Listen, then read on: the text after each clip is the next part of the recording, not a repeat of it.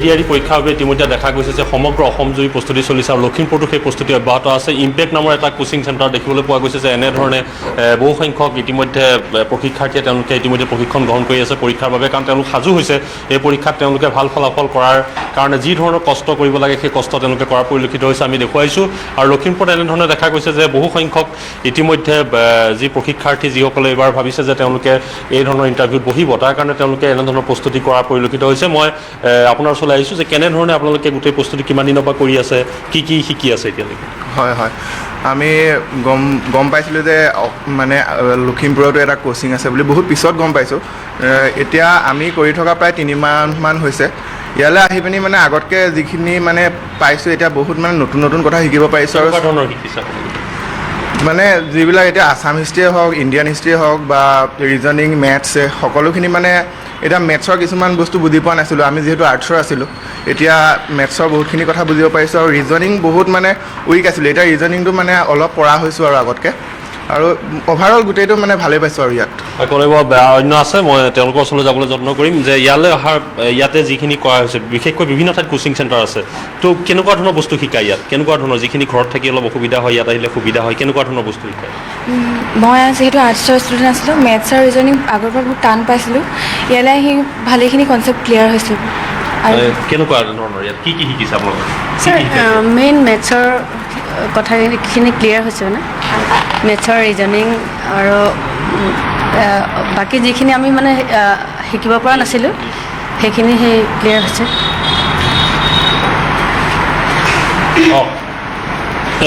আৰু মই আপোনাৰ ওচৰলৈ আহিছোঁ যে কেনেধৰণে প্ৰস্তুতি চলি আছে? হয়, প্ৰস্তুতি আমাক ছাৰসকলে প্ৰথমৰ পৰা আমাক বহুত সহায় কৰিছে।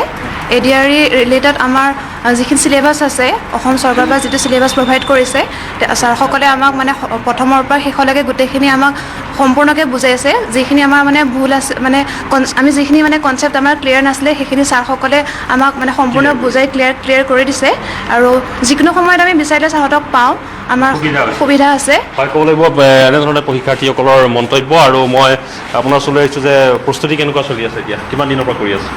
আমাৰ জুনৰ 18 তাৰিখৰ পৰা আৰম্ভ হৈছিলে আৰু যিহেতু আমি অলৰেডি লেট হৈ গৈছিলোঁ, ছেপ্টেম্বৰ 10 তাৰিখলৈকে কোৰ্চ শেষ হ'ব আৰু স্পীড চলি আছে। আৰু লগতে ৰিজনিঙৰ ছাবজেক্ট শিকি আছে ইয়াত আছে reasoning, Assam history, Indian history, maths, English আৰু ৰিজনিঙৰ ট্ৰিক্সৰ সৈতে বুজোৱা হৈছে। লগতে ইয়াৰ হিষ্ট্ৰী যিখিনি বুজোৱা হৈছে আগতে মানে মুখস্থ বিদ্যাৰ নিচিনা হৈছিল, কিন্তু এইবাৰ ইয়াত দেখাইছে যে কেনেকৈ লিংক কৰি আমি সেয়া বুজিব পাৰোঁ।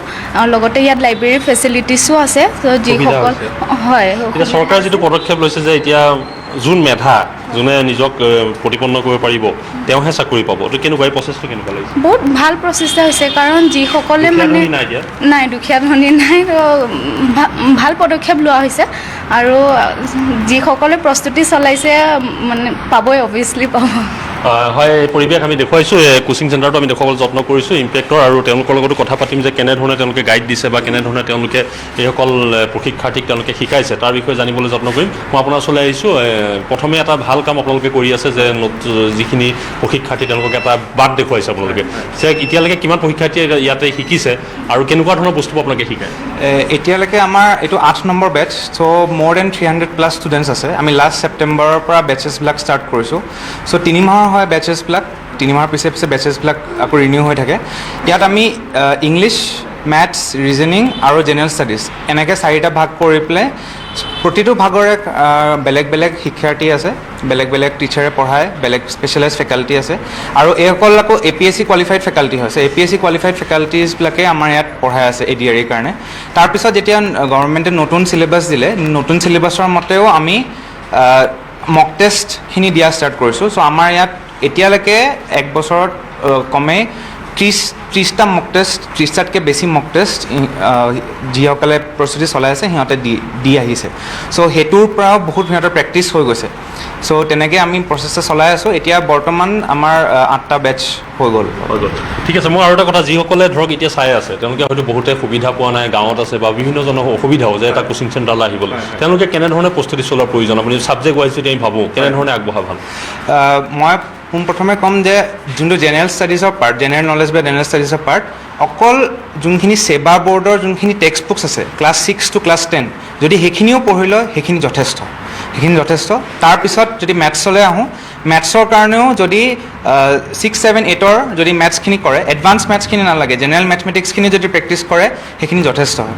এতিয়া ৰিজনিঙৰ কাৰণে হয়তো সিহঁতে অকণমান বেলেগকৈ প্ৰস্তুতি চলাব লাগিব, বিকজ সেইটো আমি স্কুল লেভেলত নাপাওঁ। চ' বেলেগ কিছুমান কিতাপ আছে, RS আগৰৱাল বা তেনেকুৱা ধৰণৰ বেংকিঙৰ ৰিলেটেড যোনবিলাক কিতাপ আছে সেইবিলাক লৈ পেলাই প্ৰস্তুতি চলাব পাৰে।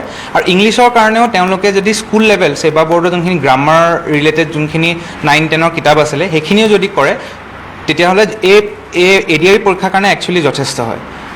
আৰু লগতে কাৰেণ্ট এফেয়াৰ্ছখিনি খালি আপডেট কৰি থাকিব লাগিব, নিউজ পেপাৰে হওক বা নিউজে চাই পেলাই সেইখিনি বস্তু নোটছ বনাই থাকিব লাগিব। এতিয়া চৰকাৰে যি নতুন চিলেবাছ দিছে ইতিমধ্যে, সেই চিলেবাছটো কিমান এওঁলোকৰ কাৰণে আপোনালোকে দেখিছে যে বেছি সহজ হৈছে নে নাই অলপ টান হ'ব? আমি একচুৱেলি আমাৰ যোনটো ক'ৰ্চ আছিলে সেইটো ক'ৰ্চৰ মতে যেনেকৈ পঢ়াই আছিলোঁ সেইটো চিলেবাছৰ মতে আমি কৰাই গৈ আছিলোঁ। মেথছ বেলেগকৈ আছিলে, ৰিজনিং বেলেগকৈ আছিলে, জেনেৰেল নলেজ বেলেগকৈ আছে, জেনেৰেল এৱেৰনেছ বেলেগকৈ আছিলে। চ' আমাৰ ষ্টুডেণ্টছবিলাকৰ কাৰণে ইমান দিগদাৰী হোৱা নাই বা সিহঁতে ইমান বেলেগ পোৱা নাই। জাষ্ট ডেট আমি আগতে 100টা কুৱেশ্যনৰ কাৰণে প্ৰিপেৰেশ্যন কৰাই আছিলোঁ, এতিয়া 150 বা 135ৰ কাৰণে বাঢ়ি গ'ল, কুৱেশ্যনটো বাঢ়ি গ'ল। চ' যোনখিনি এডিশ্যনেল মাৰ্কিংবোৰ বাঢ়ি যাব আৰু যোনখিনি এডিশ্যনেল ছাপ'জ কম্প্ৰিহেনশ্যন বা সেইখিনি পাৰ্ট সেইখিনি ইংলিছত আমি এক্সট্ৰাকৈ কৰাই দিছোঁ। এতিয়া বহুত ল'ৰা ছোৱালীৰ ক্ষেত্ৰত দেখা যায় মক টেষ্টটো বিশেষকৈ যেতিয়া তেওঁলোকে ভাইভাৰ কাৰণে যায় যথেষ্ট অসুবিধাত পৰে, এইখিনিৰ কাৰণে আপোনালোকে স্পেচিয়েল কেয়াৰ লৈছে? আমি মক টেষ্ট, আমাৰ অনলাইন এপ এটাও আছে ইম্পেক্ট কেৰিয়াৰ টিউটৰিয়েলছ বুলি, তাত আমাৰ মক টেষ্টৰ গোটেইখিনি অনলাইন আমি প্ৰভাইড কৰি দিছোঁ PDF হিচাপে, মাত্ৰ 300 rupees, 299। ভাইভা হ'বনে? সিহঁতৰ যোনে যিসকলে ক্লিয়াৰ কৰে তাৰপিছত সিহঁতৰ ভাইভাও হ'ব, সিহঁতে ভাইভাও আহি পেলাই ইয়াত দিব পাৰিব, যাতে ইণ্টাৰভিউ লেভেলত সিহঁতে প্ৰিপেয়াৰ হৈ পেলাই যাব পাৰে। মানে যদি কোনোবা গাঁৱতো কোনোবাই কৰি আছে বা যোনে কোচিং চেণ্টাৰলৈ আহিব পৰা নাই, তেওঁলোকে খুব সঘনাই নিজৰ টেষ্ট কৰাটো বহুত প্ৰয়োজন ন? যিখিনি হয়, মানে মক টেষ্টটো দি থাকিব লাগে। মক টেষ্টটো দি থাকিলে সেই সাহসটো আহে, পৰীক্ষাত ভুল নকৰা যোনটো হেবিট সেই বস্তুটো হ'ব। নহ'লে পৰীক্ষাত গৈ পেলাই প্ৰথম ভয় খোৱা হয় আৰু সেই ভয়তে সেই নাৰ্ভাছ কৰি পেলাই বহুত বেছি ভুল কৰি দিয়া হয় আৰু যিহেতু নেগেটিভ মাৰ্কিং আছে চ' সেইটো দিগদাৰী হৈ যায়। আপোনাৰ এতিয়া ইমান দিন অভিজ্ঞতা হ'ল, ইমান ধুনীয়াকৈ আপুনি চলাই আছে ইম্পেক্ট কোচিং চেণ্টাৰ, ইয়াত ACSৰ পৰা আৰম্ভ কৰি বিভিন্ন ধৰণৰ দেখা গৈছে ইয়াৰ পৰা ওলাইছোঁ বহুত ছাত্ৰ ছাত্ৰী। তো আপুনি যদি 5টা টিপছ দিয়ে ছাত্ৰ ছাত্ৰীক এনেকুৱা পৰীক্ষাৰ বাবে প্ৰিপেৰেশ্যন হ'বলৈ, কি দিব আপুনি? প্ৰথম কথাটো প্ৰেক্টিছ কৰিব লাগিব, মেথছ ৰিজনিং সেইটো প্ৰেক্টিছ কৰিব লাগিব। ছেকেণ্ডলি কনচেপ্টখিনি ক্লিয়াৰ হ'ব লাগিব, বিকজ ইমান কম্পিটিশ্যন, যাৰ কনচেপ্ট ক্লিয়াৰ সিয়ে আগবাঢ়ি যাব। নেক্সটলি মক টেষ্ট দিব লাগে, মক টেষ্টটো বহুত ইম্পৰ্টেণ্ট হয়। মানে মক টেষ্ট বহুতে ভয়তে নিদিয়ে যে আমি নাজানো কম স্ক'ৰ কৰিম সেইবুলি ভয়তে নিদিয়ে। চ' মক টেষ্টটো দিয়া বহুত ইম্পৰ্টেণ্ট। তাৰপাছত অকণমান নিজেও নিউজবিলাক চোৱা চাব। ধন্যবাদ জনাইছোঁ জিতুমণি নায়ক।